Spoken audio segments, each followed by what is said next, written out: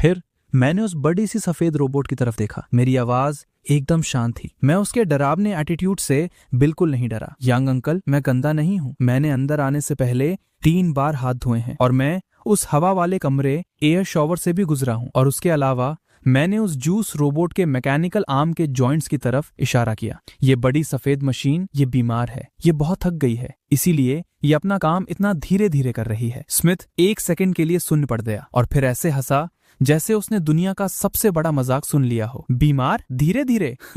बच्चे, ये पूरी दुनिया के दिमाग और मेहनत का नतीजा है। ये तुझसे 1 लाख गुना ज्यादा होशियार है। मैंने उसकी हंसी और मजाक पर बिल्कुल ध्यान नहीं दिया और कसमसाते हुए ली ज़ेयान पापा की गोद से नीचे उतर आया। ली पापा, क्या मैं इसे पास से देख सकता हूँ? ली ज़ेयान पापा ने 1 सेकंड के लिए सोचा। उन्हें याद आया कि मैंने कैसे वॉशिंग मशीन ठीक की थी और टैंक को ठीक करने वाला वो जादू किया था। भले ही ये एक बहुत महंगी और नाजुक मेडिकल मशीन थी और इसका डिजाइन उन चीजों से बिल्कुल अलग था, पर क्या पता, शायद मैं इसे ठीक कर दूं। ठीक है। ली ज़ेयान पापा ने मेरा हाथ पकड़ा और मुझे ऑपरेटिंग टेबल के पास ले गए। पर सिर्फ देखना, कुछ छेड़खानी मत करना, ध्यान रखना कहीं हाथ न फंस जाए। मैंने अपने छोटे छोटे कदमों से चलते हुए उस भारी भरकम मैकेनिकल आर्म के 2 चक्कर लगाए। यहाँ तक कि अपने पैरों के पंजों पर खड़े होकर मैंने अपना कान उस मैकेनिकल आर्म के हाइड्रोलिक पंप बॉक्स पर लगाकर ध्यान से सुना। इस वक्त मशीन स्टैंड बाय मोड में थी, पर उसके अंदर का हाइड्रोलिक ऑयल अभी भी घूम रहा था, जिससे एक बहुत हल्की वड़ वड़ की आवाज आ रही थी। किसी आम इंसान के कानों के लिए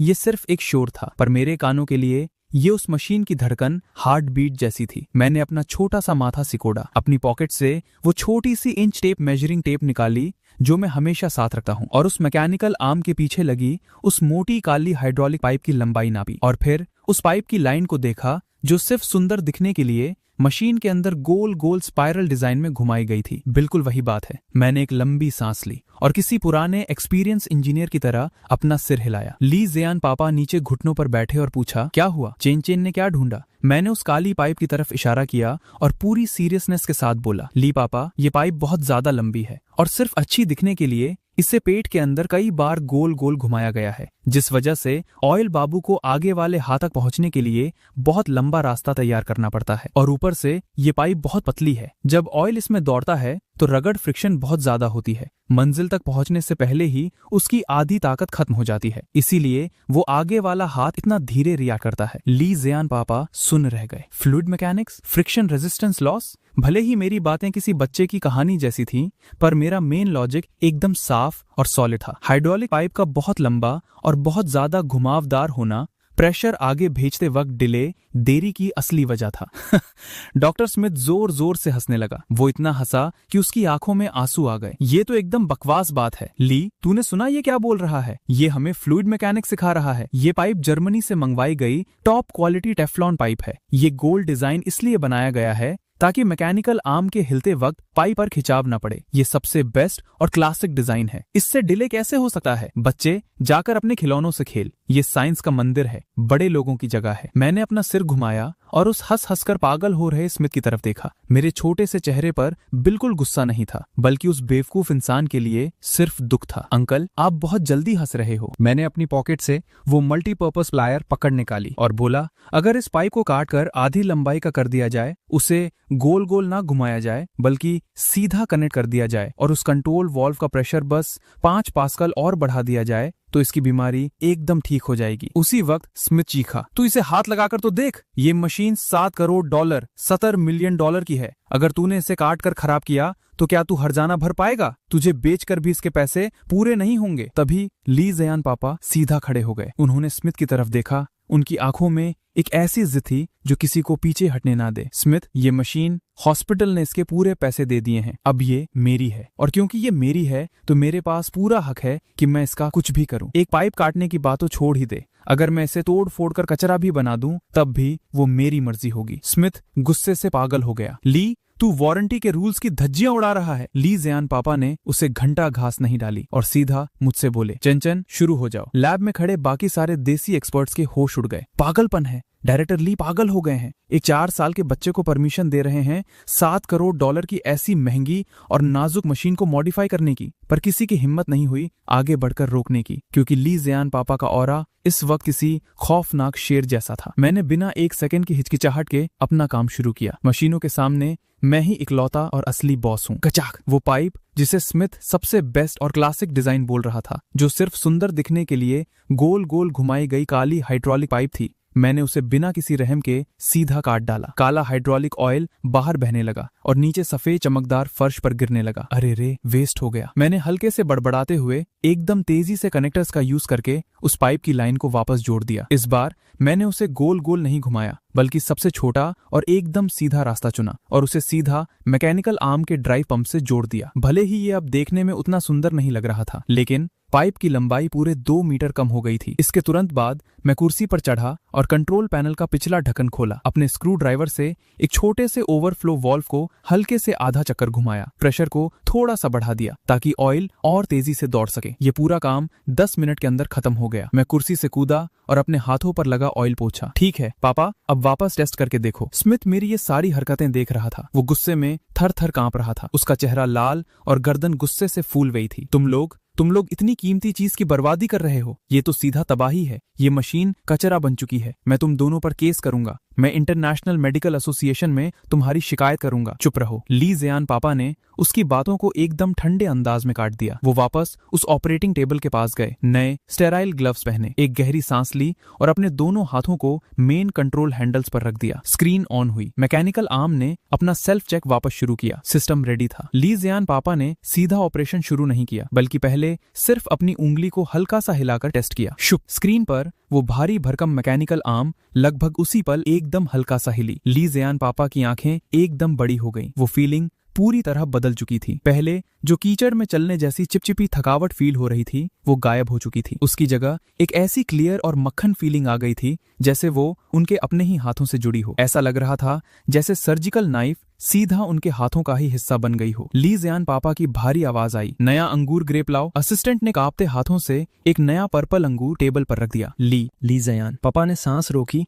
और पूरा फोकस किया। कंट्रोल हैंडल को हल्के से आगे धक्का दिया। मैकेनिकल आर्म के आगे लगा वो छोटा सा सर्जिकल कटर किसी बिजली की रफ्तार से आगे बढ़ा, लेकिन अंगूर के छिलके को छूने से ठीक 1 माइक्रोन पहले एकदम सॉलिड तरीके से रुक गया। तेज, परफेक्ट और सॉलिड। अगला जो नजारा सबने देखा, उसने स्मिथ समेत सारे एक्सपर्ट्स की जिंदगी भर की नींद उड़ा दी। सबने स्क्रीन पर देखा कि वो सिर्फ कुछ मिलीमीटर लंबा सर्जिकल कटर जैसे जिंदा हो गया था। उसने हल्के से एक कट लगाया। अंगूर के छिलके में एक छोटा सा छेद बन गया। फिर उसे एकदम सफाई से खींचा और पतली प्लास्टिक जैसा वो पर्पल छिलका पूरा का पूरा अलग हो गया। अंदर का अंगूर एकदम परफेक्ट और सलामत था। उसमें से जूस की एक बूंद तक नहीं निकली थी। और उससे भी ज्यादा डरावनी चीज थी उसकी स्पीड। पहले एक अंगूर छीलने में 2 मिनट लगते थे, पर इस बार सिर्फ 30 सेकंड्स लगे। साइड में खड़े वाइस प्रेसिडेंट जोर से चिल्ला पड़े, बाप रे, ये सिंक रेट, ये तो पूरा 100% हो गया है। ली ज़ियान पापा ने कंट्रोल हैंडल्स छोड़ दिए। वो उस परफेक्टली छीले हुए अंगूर को देख रहे थे और बहुत देर तक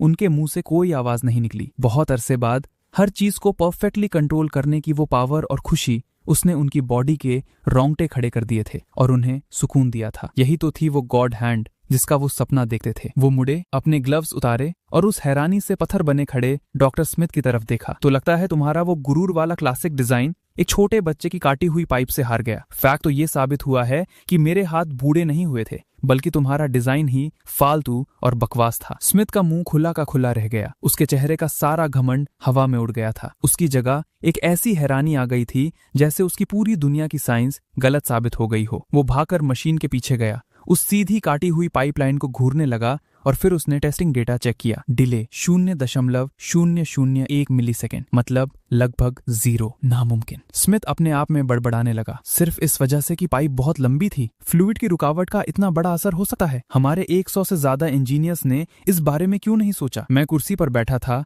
और मैं बोला, क्योंकि आप लोग बस उस मशीन को सुंदर दिखाना चाहते थे। आप ये भूल गए कि इसका असली काम लोगों की जान बचाना है। मशीन भी इंसान जैसी होती है, सब कुछ सीधा सीधा होना चाहिए। अगर उसे ज्यादा गोल गोल घुमाया ना तो उसका दिल थक जाता है। बच्चे के मुंह से निकली हुई इस पूरी डीप और फिलॉसफी वाली बात ने सीधा स्मिथ के दिमाग के परखचे उड़ा दिए, जैसे कोई 10,000 पॉइंट्स का डैमेज हुआ हो। वो झटके से पीछे मुड़ा और मुझे घूरने लगा। उसकी आंखों की हैरानी अब एक पागलपन वाले जोश में बदल गई थी। ये कहां से कोई छोटा बच्चा लगता है? ये तो मैकेनिकल जीनियस है। ये तो भगवान का भेजा हुआ टॉप डिजाइनर है। स्मिथ दौड़कर मेरे पास आया, मेरा हाथ पकड़ा और बोला, तूने ये कैसे सोचा? हमें तेरी जरूरत है। तू अमेरिका एम नेशन चल हमारे साथ। हमारी लेबोरेटरी लेबोरेटरी आकर काम कर। तेरी सैलरी साल की $10 लाख, $1 मिलियन होगी। और फिर ली जियान पापा चलते हुए आगे आए। उन्होंने मुझे प्यार से अपनी गोद में उठाया और उस घमंडी स्मिथ की तरफ पूरे गुरूर के साथ देखा। माफ करना डॉक्टर स्मिथ, ये मेरा बेटा है, और सिर्फ इस हॉस्पिटल का नहीं, ये पूरे देश के फ्यूचर का चीफ टेक्निकल एडवाइजर है। चलो चेन, हम अपने ऑफिस चलकर खाना खाएंगे। ये बोलकर उन्होंने मुझे गोद में उठाए हुए लेबोरेटरी से बाहर निकल गए और एक बार भी मुड़कर पीछे नहीं देखा। उनके पीछे हमारे देश के सारे एक्सपर्ट्स की इज्जत भरी नजरें उनका पीछा कर रही थीं, और वहां बेचारा डॉक्टर स्मिथ खड़ा था, जिसका घमंड उस एक कटी हुई पाइप ने तोड़ दिया था। वो उस कटी पाइप को देखकर अपनी पूरी जिंदगी की पढ़ाई और अपने दिमाग पर शक कर रहा था। ऑफिस में आकर ली जियान पापा आराम से सूप पी रहे थे और मुझे ठीक अपने सामने बैठकर मजे से पोर्क रिब्स खाते हुए देख रहे थे। पहले उन्हें हमेशा लगता था कि डॉक्टर होना एक बहुत अकेलापन वाला काम है, रोज रोज जिंदगी और मौत के फैसले करना। उन ठंडे और बेजान सर्जिकल टूल्स के बीच सिर्फ उनका और उनकी ऑपरेशन नाइफ स्कैल्पल का ही साथ होता था। लेकिन आज जब उन छोटे छोटे हाथों ने बिना एक सेकंड सोचे उस पाइप को काटा था, उन्हें अचानक से ये महसूस हुआ कि वो अब इस मैदान में अकेले लड़ने वाले योद्धा नहीं थे। ली जियान पापा ने अपनी चम्मच नीचे रखी। उन्होंने एक नर्म रुमाल निकाला और प्यार से मेरे होठों पर लगा हुआ ऑयल पूछा। चेन। मैंने अपना सिर उठाया। मेरे गाल खाने से पूरे फुले हुए थे। ली जियान पापा ने धीमी आवाज में बोला, और उनकी आंखों में इतना प्यार था कि लग रहा था जैसे वो आंसू बनकर बह जाएगा। थैंक यू बेटा, आज तूने पापा के गोस्ट हैंड के नाम की इज्जत बचा ली, और उस अनजान मरीज की भी, जिसकी जान तूने आज बचा ली। मैंने अपनी बड़ी बड़ी आंखें चपकाई और अपने मुंह का खाना निगला। पापा दुनिया के सबसे बेस्ट डॉक्टर हैं, और सबसे बेस्ट डॉक्टर को सबसे बेस्ट और तमीज वाली मशीन मिलनी चाहिए। अगर वो मशीन ठीक से काम नहीं करेगी तो चेन उसे तब तक ठीक करेगा जब तक वो ठीक से बात न सुने। ली जियान पापा हंस पड़े। आगे से ली पापा के ऑपरेशन थिएटर में तू जब चाहे आ सकता है, चाहे तू उस बड़ी मशीन को खोलकर उसके पुर्जों से खिलौनों की तरह खेले। पापा सब संभाल लेंगे। मेरी आंखें चमक उठी। क्या मैं सच में उस रोबोट का हाथ खोल सकता हूँ? मैं सच में देखना चाहता हूँ कि उसके जॉइंट्स कैसे घूमते हैं। ली जियान पापा का हाथ इतना जोर से कांपा कि उनका सूप टेबल पर गिरते गिरते बचा। वो उसको तब देखेंगे जब वो रिटायर्ड हो जाएगी। ठीक है, अभी हमारे सामने सबसे जरूरी काम ये है कि हमें किसी तरह तेरे झांग अंकल की टांग लेग को ठीक करने का रास्ता ढूंढना होगा ताकि वो परफेक्ट हो जाए। मैंने पूरे कॉन्फिडेंस से अपनी छाती पीटी। कोई प्रॉब्लम नहीं, मैंने उसकी ड्राइंग पहले ही बना ली है। हम झांग अंकल की व्हीलचेयर में एक जेट थ्रस्टर रॉकेट इंजन लगा देंगे, फिर वो चलेंगे नहीं, सीधा हवा से बातें करेंगे। 2 दिन बाद एक छुट्टी का दिन आया। कोई काम नहीं था, कोई सीक्रेट मिशन नहीं था। 5 गॉड्स आराम से मिलकर बैठे थे और हमारी मस्त फैमिली टाइम चल रही थी। गार्डन में ये चिंगजो पापा कुछ मजदूरों को डायरेक्शंस दे रहे थे। वो कचरे के डंप यार्ड से MiG-21 फाइटर जेट का आगे का हिस्सा नोज/कॉकपिट खरीद कर लाए थे और उसे गार्डन में रखवा रहे थे। ड्राइंग रूम में मैं आराम से कारपेट पर बैठा था। मेरे हाथों में एक सोल्डरिंग आयरन था और मैं जियांग रियुक्सियो का इलेक्ट्रॉनिक पेट ठीक कर रहा था। लीटिंग मेरे पास लेटा था और आराम से अपनी पूंछ हिला रहा था। सब कुछ एकदम परफेक्ट और शांत चल रहा था, लेकिन ये शांति बहुत जल्दी टूटने वाली थी। एक बहुत ही भारी और लगातार इंजन की घुर्राहट ने पूरे क्वार्टर की शांति को तोड़ दिया। ये कोई एक गाड़ी नहीं थी, ये एक पूरा काफिला कॉन्वॉय था। एकदम काले हरे रंग की मिलिट्री ऑफ रोड SUVs की लाइन लगी थी, जिन पर A0000 एक जैसी VIP और पावर वाली नंबर प्लेट्स लगी हुई थी, जिन्हें देखकर किसी की भी रूह कांप जाए। वो काफिला बिल्डिंग नंबर 1 के गेट पर रुका नहीं। उन गाड़ियों ने आकर सीधा हमारा गेट ही ब्लॉक कर दिया। क्या चक्कर है? श्याओ युआन पापा जो चाय पी रहे थे, उनके माथे पर बल पड़ गए। उन्होंने अपनी चाय का कप नीचे रखा। साउथ ईस्ट जोन के कमांडर होने के नाते वो इस स्टाइल को बहुत अच्छे से जानते थे। ये एक टॉप इमरजेंसी मिलिट्री सिचुएशन की निशानी थी। क्या कोई दुश्मन का हमला हुआ है? इससे पहले कि वो उठ पाते, धाम, गार्डन का गेट किसी ने बहुत जोर से धक्का देकर खोला। पूरी तैयारी के साथ और लोडेड गन्स लिए हुए गार्ड, इंटरनल गार्ड्स अंदर आए और दोनों साइड लाइन बनाकर खड़े हो गए और उन्होंने सेफ्टी लाइन लगा दी। उसकी ठीक पीछे एक सफेद बालों वाले, पुरानी और धुली हुई मिलिट्री यूनिफॉर्म पहने एक बुजुर्ग अंदर आए, पर उनके कंधों पर 3 सुनहरी तारे, 3 गोल्डन स्टार्स चमक रहे थे। वो एकदम तेजी से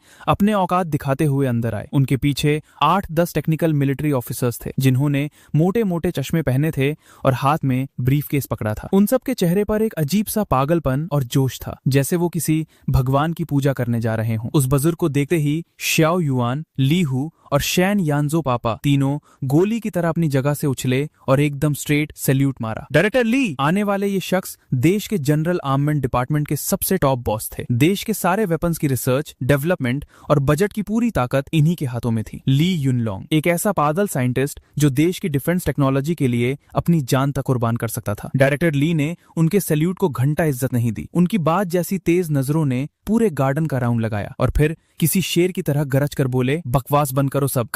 कहाँ है वो टॉप लेवल का टेक्निकल मास्टर जिसने उस स्नाइपर राइफल को मॉडिफाई किया, जिसने उस 001 टैंक को ठीक किया और जिसने उस बड़े से बगिंग डिवाइस लिसनिंग बग को एक बटन नूक में बदल दिया? कहाँ छुपा रखा है उस जीनियस को? शाओ युआन पापा का दिल एकदम धक से रह गया, भंडा फूट गया। अब ये राज छिपने वाला नहीं है। पका स्पेशल ब्रिगेड की उस स्नाइपर गन की रिपोर्ट और शैन यानजो के उस सिकेडा विंग 2.0 वाले बग की रिवर्स इंजीनियरिंग की रिपोर्ट इनके हाथ लग गई है। शाओ युआन पापा ने अनजान बनने की नाकाम कोशिश की और रास्ते के बीच में खड़े हो गए। ओल्ड बॉस, कौन सा मास्टर? मेरी इस बिल्डिंग नंबर 1 में तो सब अनपढ़ गवार भरे पड़े हैं, सिर्फ कुछ रिटायर्ड फौजी हैं और कुछ नल्ले लोग हैं। डायरेक्टर ली ने गुस्से में अपने ब्रीफकेस से एक मोटी सी फाइल निकाली और सीधा शाओ युआन पापा के मुंह पर मारी। चुप, तुम मुझे पागल समझते हो? ये देखो, ये लेहू की गन की मॉडिफिकेशन ड्राइंग है, ये 001 टैंक का टेक्निकल एनालिसिस रिपोर्ट है और ये शैन यानजो के उस सिकेडा विंग 2.0 की रिवर्स इंजीनियरिंग की ब्लूप्रिंट है। उन बुढ़े बॉस के हाथ गुस्से और जोश से कांप रहे थे। ये सारी टेक्नोलॉजीज, क्या इनमें से कोई एक भी ऐसी चीज है जिसमें पूर्व वेस्ट के देशों ने हमारा गला नहीं घोट रखा था, लेकिन एक ही रात में सब कुछ सॉल्व हो गया और इतने परफेक्ट और आउट ऑफ द बॉक्स तरीके से सॉल्व किया गया कि किसी की औकात नहीं सोचने की। डायरेक्टर ली सीधा शाओ युआन पापा के पास आए और उनकी कॉलर पकड़ ली। गुस्से में उनके मुंह से थूक तक निकल रहा था। और तू बोल रहा है कि ये किसी गवार ने किया है? चुपचाप उस छुपे हुए गॉड लेवल मास्टर को बाहर बुलाओ। मैं उसे खुद सम्मान से आर्मामेंट डिपार्टमेंट का चीफ एडवाइजर बनाने के लिए लेने आया हूँ। देश को उसकी जरूरत है, पूरी फौज को उसकी जरूरत है। उनके पीछे खड़े उन टेक ऑफिसर्स ने भी हाँ में हाँ मिलाई। हाँ कमांडर श्याओ, ऐसी टेक्निकल तूफानी चीज को हम इस क्वार्टर में छुपा कर नहीं रख सकते। ये हमारे देश का सबसे बड़ा खजाना है, भले ही वो कोई 80 साल के बुढ़े बाबा स्वीपिंग मॉन्क क्यों ना हो। हमें उन्हें मंदिर में भगवान की तरह बिठाना होगा। इस वक्त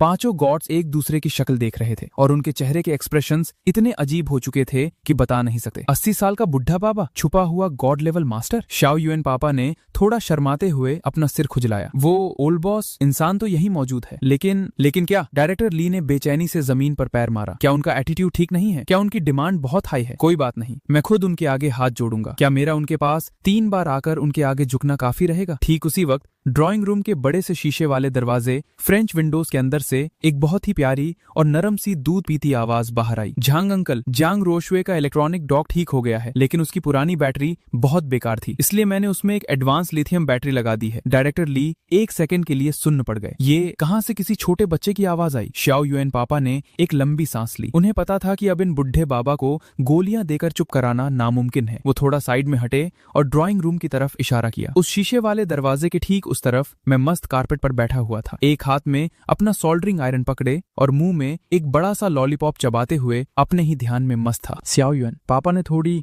फंसी हुई आवाज में कहा, बॉस, आप जिस गॉड लेवल मास्टर को यहाँ इतनी बेचैनी से ढूंढ रहे हैं ना, वो उस रूम में बैठकर अभी एक रोबोटिक कुत्ते की बैटरी चेंज कर रहा है। डायरेक्टर ली का मुंह हैरानी से फर गया। उनके पीछे खड़े सारे टेक्निकल ऑफिसर्स को तो जैसे लकवा मार गया हो। यहाँ तक कि गेट पर खड़े सिक्योरिटी गार्ड्स भी अपनी स्ट्रिक्ट ड्यूटी भूल गए। सब लोग किसी पत्थर के स्टैच्यू की तरह अजीब तरीके से अपना सिर घुमाकर अंदर देखने लगे। वहां सिर्फ एक 4 साल का एकदम छोटा सा बच्चा एक छोटी सी ओवरऑल पैंट्स पहने बैठा था। डायरेक्टर ली को लगा जैसे अभी उनका बीपी फट जाएगा। तू ये क्या घटिया मजाक कर रहा है? शाओ युआन, ये देश की सबसे बड़ी पावर का मामला है और तू इसका जवाब एक दूध पीते बच्चे को दिखा कर दे रहा है। ये चिंगजो, पापा ने ठंडे दिमाग से साइड से बोला, मजाक है या सच ये तो आप खुद अभी टेस्ट करके देख लो ना। वैसे भी क्या आप लोग आज अपने साथ कोई बड़ा प्रॉब्लम लेकर आए हो? दे दो उसको, खुद ठीक करके बता देगा।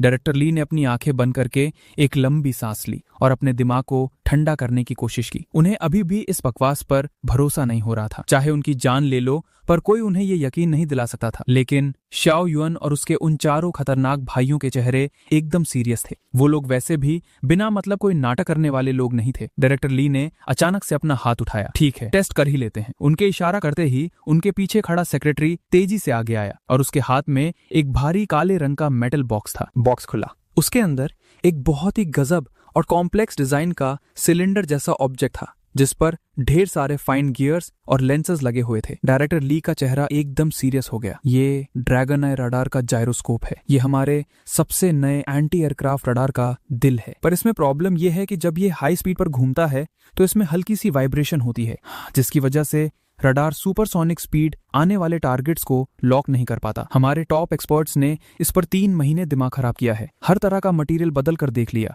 दसियों बार नया डायनामिक बैलेंस सेट करके देख लिया, पर प्रॉब्लम वही की वही है। डायरेक्टर ली ने मुझे देखा जो अभी भी इलेक्ट्रॉनिक डॉग के साथ मस्त खेल रहा था। उन्होंने नफरत वाली हल्की सी सांस निकाली। अगर ये वाकई में वो सुपर जीनियस है ना, तो इसे बताने दो कि इस महंगी मशीन में आखिर गलती कहाँ है। श्याओ युआन और बाकी पांचों पापा लोगों ने उन्हें बिल्कुल नहीं रोका। वो लोग खुद भी ये देखना चाहते थे कि उनके इस कमाल के बेटे की दिमागी पावर की आखिर लिमिट कहाँ तक जाती है। श्याओ युआन पापा ने दरवाजा खोला और धीरे से आवाज दी, चेन चेन, एक बुढ़े दादाजी तुम्हारे लिए एक नया टॉय लेकर आए हैं, आकर देखोगे क्या? नया टॉय? ये 3 वर्ड सुनते ही मैंने अपने हाथ में पकड़ा वो रोबोटिक कुत्ता वहीं छोड़ दिया और टप टप करके जल्दी से उस टेबल तक भागकर आ गया। जब मेरी नजर उस चमचमाते और खूबसूरत जायरोस्कोप पर पड़ी, मेरी आंखें किसी बल्ब की तरह जल उठी। वाह, कितना सुंदर घूमने वाला बॉल है। मैंने अपने छोटे से हाथ आगे बढ़ाए, मैं उसे छूना चाहता था। उसी वक्त वहां खड़े टेक्निकल ऑफिसर ने डर कर मुझे रोकना चाहा। रुको, हाथ मत लगाना, ये लाखों रुपए की प्रिसीजन मशीन है, अगर खराब हो गई तो क्या होगा? डायरेक्टर ली ने गुस्से से उसे रोका। छूने दो उसे। मैंने अपने छोटे से हाथ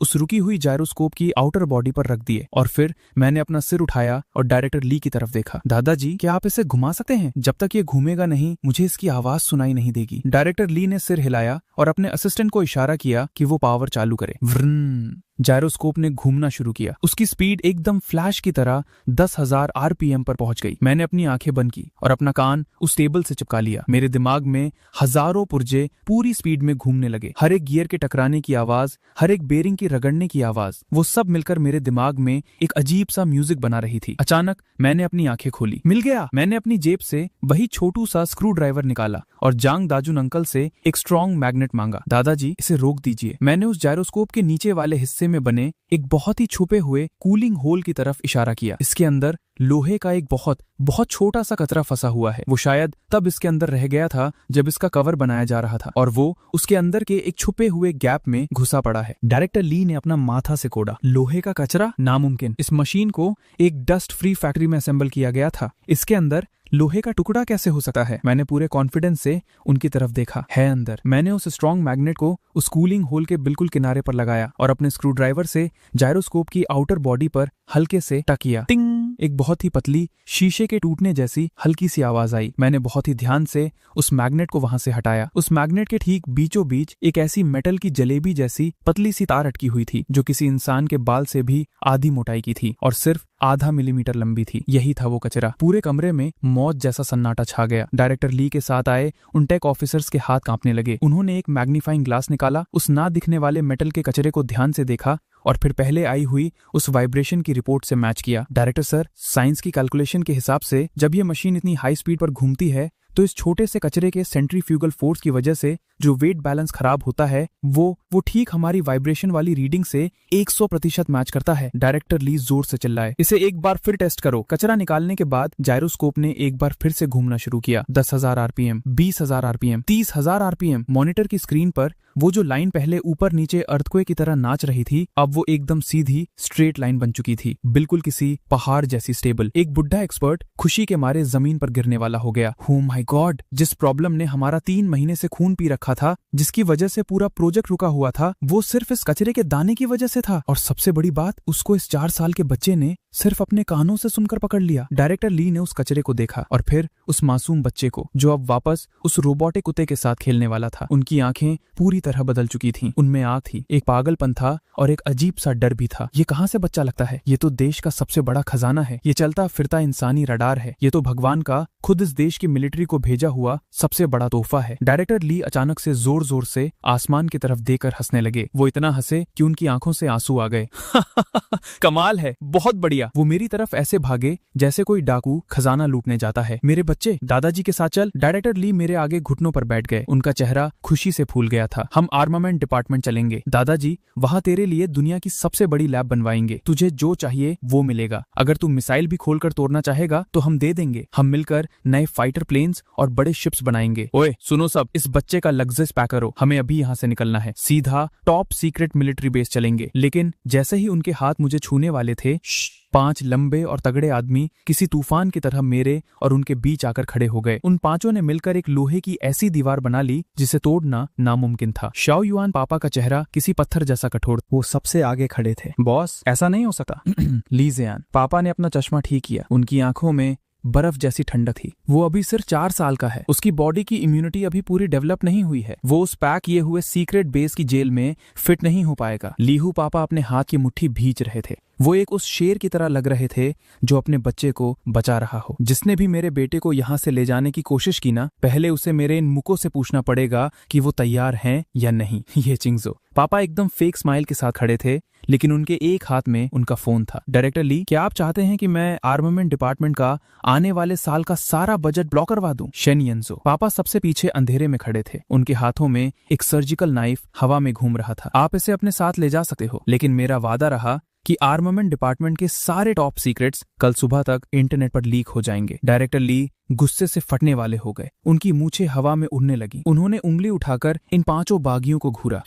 तुम सब गद्दारी कर रहे हो। ये मैं देश के लिए कर रहा हूँ। इसका ये दिमाग पूरे देश की प्रॉपर्टी है। अगर तुम इस दिमाग को यहाँ गांव में कचरे से खेलने दोगे तो ये सबसे बड़ा गुनाह होगा। ये साफ बर्बादी है। शाओ युआन पापा 1 इंच भी पीछे नहीं हटे। उनकी आवाज में एक अलग ही पावर और फौलादी जोर था। देश का होने से पहले वो खुद अपनी जिंदगी का मालिक है। वो अभी सिर्फ एक बच्चा है। उसे एक बचपन चाहिए। उसे अपने साथ खेलने वाले दोस्त चाहिए और उसे उसके बाप का प्यार चाहिए। मेरे बड़े भाई ने इस देश के लिए अपना सब कुछ कुर्बान कर दिया था, यहाँ तक कि अपनी जान भी दे दी। क्या अब आप चाहते हैं कि उस शहीद का बेटा भी जिंदगी भर एक लैब की जेल में बंद कर एक मशीन की तरह काम करे? जैसे ही ये टिंग का नाम आया, डायरेक्टर ली का गुस्सा एकदम से आधा हो गया। उन्हें सच में याद था, वो उनका सबसे बेस्ट और फेवरेट जवान था और उसकी मौत उनके दिल का सबसे बड़ा दर्द थी। पर इसका ये जीनियस दिमाग। डायरेक्टर ली की नजरें उन 5 ढाल बनकर खड़े मर्दों के बीच से मुझे देख रही थी। उनकी आंखों में दुख भी था और मजबूरी भी। इस बच्चे के दिमाग के अंदर जो खजाना भरा है ना, वो हमारे देश के डिफेंस टेक को 20 साल आगे ले जा सकता है बिना किसी ठोकर के। ठीक उसी वक्त मैंने उन पापा लोगों के पीछे से अपना छोटा सा सिर बाहर निकाला। मैंने मासूमियत से अपनी बड़ी बड़ी आंखें झपकाई। दादाजी, आप लोग मेरे पापा लोगों के साथ झगड़ा मत करो। मैं किसी भी उस बेसवाज में नहीं जाने वाला। वहां ना तो टेस्टी खाना होगा और ना ही मेरे साथ खेलने के लिए वह जांग रोशवे होगी। डायरेक्टर ली मुझे प्यार से मनाने ही वाले थे, पर मैंने उनकी बात काटे हुए आगे बोला, लेकिन अगर आपके पास ऐसे टॉयज हैं जो आपसे ठीक नहीं हो रहे तो आप उन्हें यहाँ भेज सकते हो ना। मैं यहाँ घर पर आराम से उन्हें ठीक कर दूंगा, बिल्कुल वैसा ही जैसा मैंने अभी उस घूमने वाले बॉल के साथ किया था। मेरी इस एक सीधी सी बात ने डायरेक्टर ली का मुंह बंद कर दिया और शाओ युआन समेत सारे पापा लोगों की आंखों में उम्मीद जला दी। ये चिंगजो, पापा ने मौके पर चौका मारा। डायरेक्टर ली, आइए एक डील करते हैं। चंचन आपके डिपार्टमेंट में जॉब करने नहीं आएगा। वो यहीं अपनी बिल्डिंग नंबर 1 में ही रहेगा। वो आराम से अपना नॉर्मल किंडरगार्टन जाएगा, लेकिन आप उसे अपना स्पेशल VIP टेक्निकल एडवाइजर मान सकते हैं। जब भी आपके पास कोई ऐसी बड़ी प्रॉब्लम आए जो देश का कोई इंजीनियर सॉल्व ना कर सके, आप वो मशीन यहाँ भेजें या उसकी ड्राइंग्स यहाँ भेज दें। चंचन उसे आराम से सॉल्व कर देगा और इसके बदले में गवर्नमेंट को चंचन के लिए सबसे टॉप लेवल आखिरी ग्रेड की सिक्योरिटी देनी होगी और उसे कुछ स्पेशल VIP पावर्स देनी होंगी। डायरेक्टर ली बहुत देर तक चुपचाप सोचते रहे। उन्होंने इन 5 शेरों को देखा जिन्होंने अपनी जान पर खेलकर मुझे बचाया था और फिर मेरी तरफ देखा। वो जानते थे कि जबरदस्ती मुझे वहां ले जाना नामुमकिन था और शाओ युआन पापा की वो बात भी सच थी कि बच्चे को वक्त से पहले पकाकर कोई फायदा नहीं होगा। डायरेक्टर ली ने हार मानते हुए अपने दांत पीसे। ठीक है, मैं तुम्हारी ये बात मानता हूँ, लेकिन मेरी भी एक शर्त है। उसके बाद डायरेक्टर ली ने अपने ब्रीफ केस से एक लाल रंग का कार्ड निकाला। वहीं खड़े खड़े उन्होंने अपनी फाउंटेन पेन निकाली और शिर शिर करके उस पर कुछ लाइंस लिखी। फिर पूरी इज्जत और पावर के साथ उस पर देश का सबसे बड़ा और पावरफुल स्टैंप ठप्पा सील मार दिया। डायरेक्टर ली नीचे घुटनों पर बैठे और अपने दोनों हाथों से वो कार्ड मुझे पकड़ाया। उनका चेहरा एकदम सीरियस और इज्जत से भरा था। छोटे कॉमरेड, ये चेन मैं आपको देश के जनरल आर्मेंट डिपार्टमेंट का चीफ टेक्निकल एडवाइजर, मुख्य सलाहकार बनाता हूँ। आपको एक मेजर आर्मी रैंक के बराबर की सुविधाएं मिलेंगी और ये पोस्ट लाइफ टाइम, पूरी जिंदगी के लिए होगी। और हाँ, डायरेक्टर ली ने अपना सिर घुमाकर शाओ युआन और बाकी पापा लोगों की तरफ देखा। इस बच्चे की जान सबसे कीमती है, इसलिए आर्मेंट डिपार्टमेंट अपनी एक खास शैडो गार्ड टीम भेजेगी जो 24 घंटे चुपचाप इस बिल्डिंग नंबर 1 की हिफाजत करेगी। लेकिन एक शर्त है, हर महीने इसे कम से कम एक टेक्निकल प्रॉब्लम सॉल्व करके देनी होगी। ये ये मेरी आखिरी लाइन है। श्याओ युआन और बाकी सब ने राहत की एक लंबी सांस ली। डील पक्की? उनका बेटा भी उनके पास रह गया और ऊपर से बेटे को इतना बड़ा आसमान छूने वाला सेफ्टी कवर शील्ड भी मिल गया। मेजर के बराबर की इज्जत वाला एडवाइजर। पूरे देश में ऐसा कोई दूसरा बच्चा नहीं था जिसके पास ऐसी पावर हो। मैंने वो लाल रंग का कार्ड उनके हाथों से ले लिया। मैंने उसे खोलकर इधर उधर से देखा। भले ही मुझे समझ नहीं आ रहा था कि इस पर क्या लिखा है, लेकिन लग रहा था कि ये कोई बहुत मस्त चीज है। थैंक यू दादाजी, मैंने एकदम अच्छे बच्चे की तरह उन्हें थैंक्स बोला। फिर मैंने थोड़ा सोचा, दादाजी ने मुझे गिफ्ट दिया है तो मैं भी दादाजी को एक गिफ्ट दूंगा। मैंने अपनी पॉकेट में हाथ डाला और कुछ बाहर निकाला। वो बेकार फेंकी हुई पतली तारों वायर से बना हुआ एक छोटा सा पिंजरा था जिसके अंदर एक मैकेनिकल झींगुर क्रिकेट/इंसेक्ट बंद था। जैसे ही मैंने उसका स्विच दबाया, वो झींगुर अपने पंख फड़फड़ाने लगा और बिल्कुल असली कीड़े जैसी एकदम मीठी चिर्प चिर्प की आवाज निकालने लगा। ये मैंने कल बोर होकर ऐसे ही बना लिया था, ये दादाजी के लिए। इसकी आवाज बहुत अच्छी है, इसे सुनकर आपको रात को अच्छी नींद आएगी। डायरेक्टर ली ने उस चमत्कारी मैकेनिकल झींगुर को ऐसे पकड़ा जैसे उन्हें कोहिनूर हीरा मिल गया हो। वाह, क्या सफाई से बनाया है। इसका स्ट्रक्चर देखो, ये तो सच में एक आर्ट पीस है। वो बुढ़े जनरल किसी बच्चे की तरह खुशी से हंसने लगे और बहुत ही ध्यान से उस झींगुर को अपनी शर्ट की फ्रंट पॉकेट में रख लिया, बिल्कुल दिल के पास। बहुत खूब, बहुत खूब। दादाजी को ये बहुत पसंद आया। उनकी गाड़ियों का काफिला वहां से निकल गया। गाड़ी में बैठे हुए डायरेक्टर ली उस मैकेनिकल झींगुर से खेल रहे थे। उन्होंने अपने साथ बैठे सेक्रेटरी से एक लंबी सांस लेकर बोला, तुमने उस छोटे बच्चे को देखा? उसकी आंखों में एक रोशनी थी, उसके दिमाग में सब कुछ क्लियर था और उसके हाथों में जादू था। जब हमारे देश के पास ऐसा जीनियस बच्चा है तो हमें अपनी डिफेंस फौज की चिंता क्यों करनी चाहिए और हम गोरे देशों फॉरेनर से क्यों डरें? मेरा ऑर्डर पास करो। ये चेन की फाइल पर SSS लेवल टॉप सीक्रेट का ठप्पा लगा दो। आज जो यहाँ हुआ, इसका राज सिर्फ उन्हीं लोगों तक रहना चाहिए जो आज वहाँ मौजूद थे। अगर किसी ने भी गलती से एक शब्द भी बाहर निकाला तो उसे सीधा फौजी कानून कोर्ट मार्शल के हवाले कर दिया जाएगा। वहाँ डायरेक्टर ली के जाने के बाद बिल्डिंग नंबर 1 में जश्न का हल्ला मच गया। यस, हम जीत गए। लेहू पापा ने मुझे उठाकर हवा में गोल गोल घुमाना शुरू कर दिया। वो खुश थे कि उनका बेटा उनसे छीना नहीं गया। शाओ युआन पापा उस लाल कार्ड को देखकर हैरानी में डूबे हुए थे। 4 साल का मेजर एडवाइजर, इसके करियर की शुरुआत हम पांचों की टोटल पावर से भी बहुत ऊपर से हुई है। ये चिंगजो पापा अपना कैलकुलेटर निकाल कर हिसाब लगाने लगे थे। मेजर लेवल का रुतबा, उसकी सैलरी, मेडिकल खर्चा, घर का खर्चा।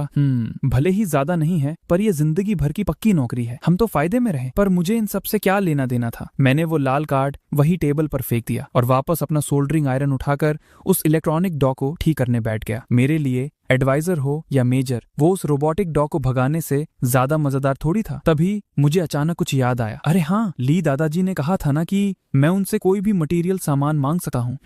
क्या मैं उनसे एक असली का रॉकेट इंजन मांग सकता हूँ? मैं उसे अपने किक स्कूटर पर फिट करना चाहता हूँ। पांचों पापा लोगों की आंखें फटी की फटी रह गई। वो बेटा, हमें लगता है हमें थोड़ी छोटी चीजों से शुरुआत करनी चाहिए, जैसे कि लेई पापा की जीप का नया इंजन बनाना। संडे की दोपहर आ गई। धूप आराम से घास पर फैली हुई थी। हवा में मिर्ची पाउडर और भुने हुए मटन की मस्त खुशबू तैर रही थी। आज बिल्डिंग नंबर 1 में हमारी प्यारी फैमिली का बारबेक्यू पार्टी चल रहा था। पर आज गार्डन में उस BBQ ग्रिल के अलावा एक अजीब सा बड़ा मॉन्स्टर भी खड़ा था। मैं अपने ऑयल से गंदे ओवरऑल्स पहने, आंखों पर सेफ्टी गॉगल्स चश्मा लगाए, अपने हाथों में एक रिमोट कंट्रोल पकड़े हुए था और फुल जोश में चिल्ला रहा था, जांग अंकल, टाइट पकड़कर बैठना। मेरे ठीक सामने एक ऐसी व्हील चेयर थी जिसे मैंने मॉडिफाई किया था। मैंने उस व्हील चेयर के नॉर्मल पहिए निकालकर उसमें 4 मोटे मोटे ऑफ रोड टायर्स फिट कर दिए थे। उसकी हाइट बढ़ा दी थी और ठीक पीछे मैंने 2 रॉकेट जैसी दिखने वाली जेट एग्जॉस्ट लगाई थी। व्हील चेयर की नॉर्मल सीट को निकालकर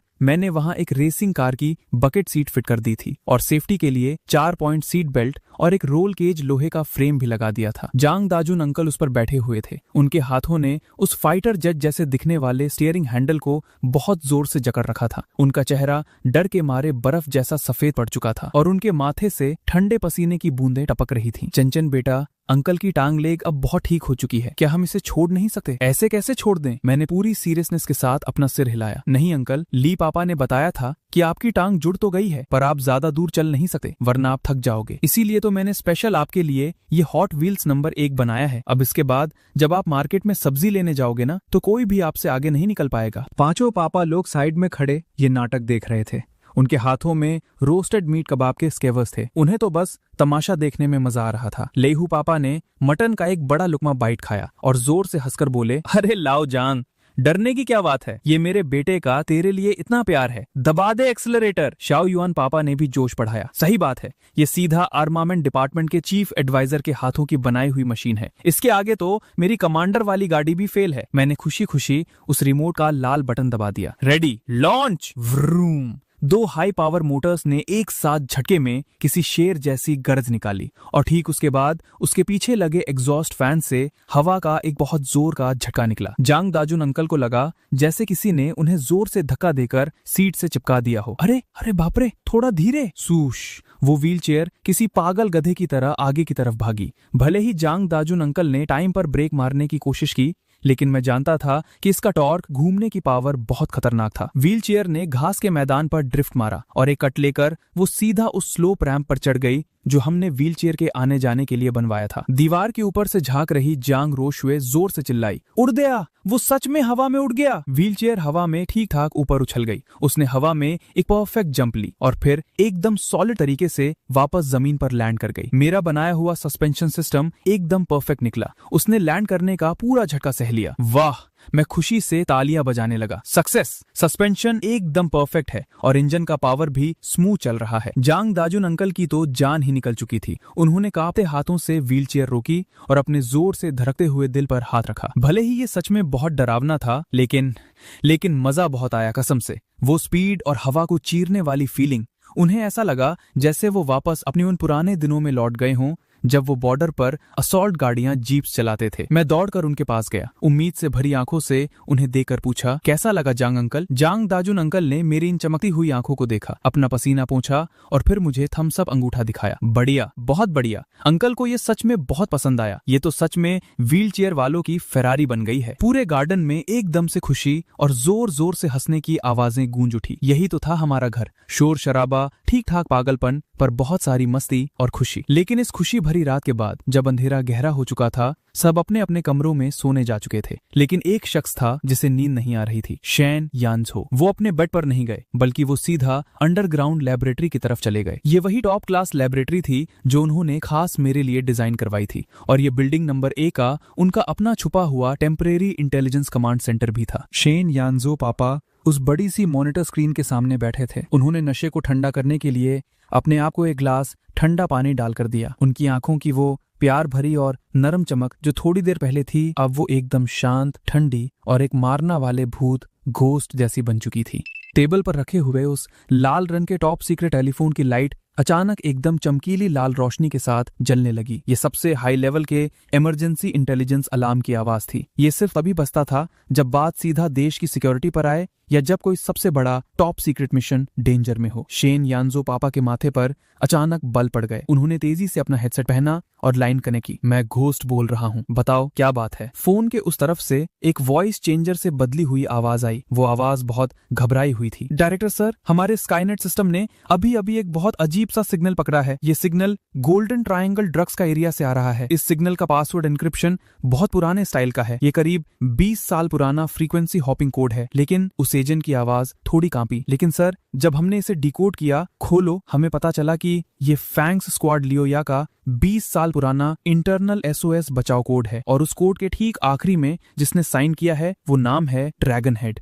शेन यानझो पापा के हाथ में पकड़ा हुआ वो कांच का ग्लास उनके हाथ की ताकत से ठीक वहीं टूटकर चूर चूर हो गया। कांच के टुकड़े उनके हाथ में घुस गए और वहां से खून टपकने लगा, लेकिन उन्हें इस दर्द का कोई एहसास ही नहीं हो रहा था। ड्रैगन हेड, ये उनके असली पापा, ये तिंग का कोड नेम था। वो मेरे असली पापा थे। वो इन 5 शेरों के सबसे बड़े भाई थे। शेन यानझो पापा की आवाज डर के मारे ऐसी भारी और फंसी हुई लग रही थी कि सुनकर डर लग जाए। उनका एक एक शब्द जैसे उनके दांतों के बीच से रगड़ कर निकल रहा था। तुम्हें पक्का यकीन है? एजेंट ने ठीक से रिपोर्ट दी। 100% श्योर सर, हमने इस कोड का 3 बार वेरिफिकेशन किया है। ये 100% सेम है। और एक और बात सर, सिर्फ उस SOS कोड के अलावा वहाँ एक मैसेज भी जुड़ा हुआ मिला है। उस मैसेज में लिखा है कि सब कुछ उस मेडल बैच के अंदर है। शेन यानझो पापा के दिमाग में जैसे कोई बॉम्ब फट गया और सब कुछ ब्लैंक हो गया। ये मैसेज किसने भेजा होगा? क्या ये टिंग मेरे पापा? क्या इसका मतलब ये है कि बड़े भाई अभी जिंदा हैं? अगर बड़े भाई मरे नहीं हैं तो इतने सालों से वो कहाँ छुपे थे, वो वापस क्यों नहीं आए? और वो मेडल? उन्हें अचानक दिमाग में एक जोर का झटका लगा। उन्हें याद आया कि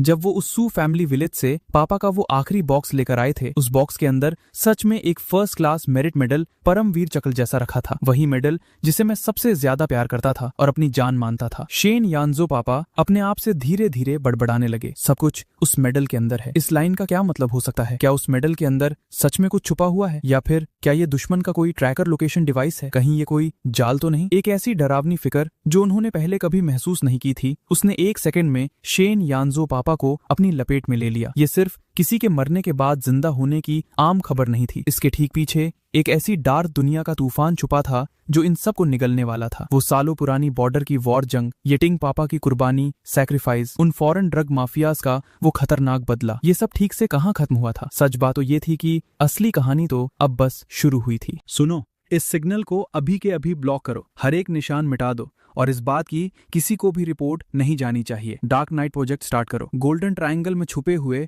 हमारे सारे शैडो स्पाइस को जगा दो। मुझे उस लोकेशन की पूरी डिटेल चाहिए। मुझे जानना है कि आखिर कौन बड़े भाई के कोड नेम का यूज कर रहा है। फोन कट करने के बाद शेन यानजो पापा ने अपने हाथ पर लगे खून को देखा और उनकी आंखों में इतने सारे इमोशंस थे कि समझना मुश्किल था। वो पीछे मुड़े और दीवार पर लगी उस मॉनिटर स्क्रीन को देखने लगे। स्क्रीन के अंदर सेकंड फ्लोर के बेडरूम में मैं उस रोबोट को गले लगाए हुए एकदम आराम से सो रहा था, और वो मेडल ठीक मेरे बेड के साइड टेबल पर रखा हुआ था। शेन यानजो पापा ने धीरे से आवाज में खुद से बात की, बड़े भाई, अगर आप जिंदा हो तो आप उसे मिलने क्यों नहीं आए? और अगर तुम कोई बहरूपिया हो तो चाहे तुम कोई भी हो, मेरे भाई के नाम का फायदा उठाने के लिए और चंचन को डराने की कोशिश करने के लिए मैं तुम्हें बताऊंगा कि असली नरक हेल क्या होता है। वो खड़े हुए और एक बैंडेज पट्टी से रैंडमली अपना हाथ बांध लिया ताकि खून रुक जाए, और फिर उन्होंने दरवाजा खोला और उस अंधेरे कॉरिडोर में बाहर निकल गए। उनके कदम बहुत हल्के थे, बिल्कुल किसी भूत घोस्ट की तरह। वो मेरे रूम में आने वाले थे। वो उस मेडल को वहां से ले जाना चाहते थे, चाहे उसके अंदर कुछ भी छुपा हो। वो किसी भी खतरे को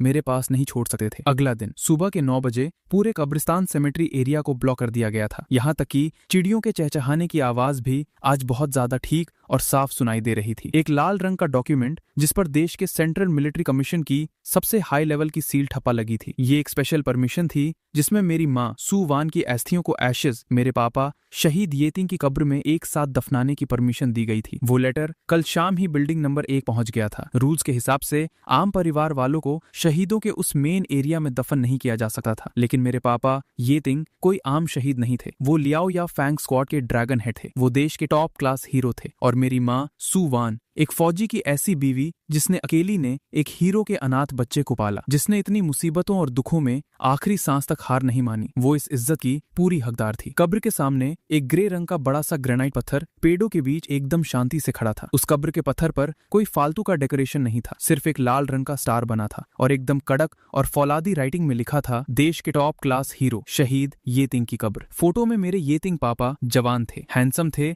और एकदम बिंदास हंस रहे थे। उनकी वो आंखें जैसे वक्त के उस पार से देख रही थी और ठीक उनके सामने खड़े अपनों को बहुत प्यार से देख रही थी। लेकिन वहां सबको पता था कि ये जो कब्र है ना, ये अंदर से खाली थी। उस साल वो बॉम्ब ब्लास्ट इतना डरावना था कि मेरे पापा येटिंग की बॉडी का कोई निशान तक नहीं बचा था। कब्र के अंदर जो दफनाया गया था वो सिर्फ उनकी पहनी हुई एक पुरानी मिलिट्री यूनिफॉर्म और एक फाउंटेन पेन था। ये सिर्फ उनकी यादों की कब्र सेनोटाफ थी। पर आज यहाँ आखिरकार उस कब्र का दूसरा साथी आने वाला था, शाओ युआन। पापा ने एकदम फिट जनरल वाली यूनिफॉर्म पहनी थी। उनकी छाती पर ढेरों मेडल्स लटक रहे थे। उन्होंने एक बहुत ही भारी और फंसी हुई आवाज में ऑर्डर दिया, कब्र खोलो। कुछ गार्ड्स आगे आए और उन्होंने धीरे धीरे कब्र का हैवी ढक्कन पीछे सरकाया। आज मैंने एकदम डार्क रेड रंग का एक छोटा सा सूट पहना था। मेरी छाती पर एक सफेद फूल लगा हुआ था। मेरे उन छोटे छोटे हाथों में मैंने उस गोल्डन लकड़ी से बने अस्थि कलश अर्न को कसकर पकड़ रखा था। वो मेरी माँ थी। शेन यानजो पापा नीचे घुटनों पर बैठे और उन्होंने हल्के से मेरी पीठ को आगे की तरफ धक्का दिया। चेंचे, जाओ, माँ को पापा के पास ले जाओ। वो दोनों बहुत लंबे वक्त से अलग हैं। मैं हाँ में सिर हिलाता हूँ